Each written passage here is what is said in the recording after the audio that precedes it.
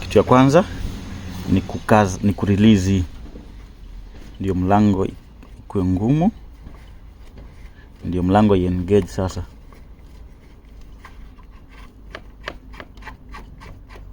Na inafaa kuengage ikiwa mlango imefungwa mpaka mwisho. Then unakuja unaanzia na unafinya these 2 seconds, inakuletea hiyo. Nafinya next, setup wizard, sawa. Naenda next, inafika hapo kwa sawa. Gate inaanza kutembea.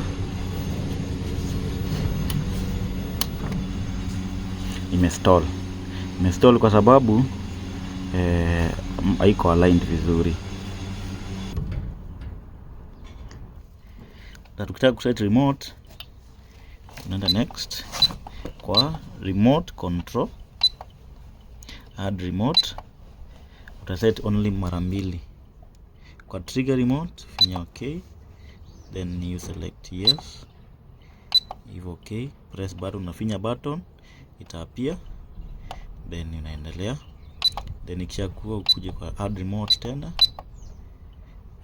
si trigger open gate, utafinya yes, alafu weka button nyingine. Hiyo tumemaliza, utaweka button 4. Then the another thing ni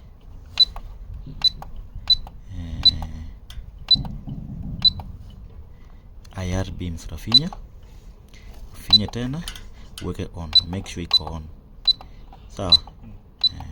Make sure iko on, save na urudi chini. Hii itafanyika wakati gate inafunga. Ukifinya hapa hivi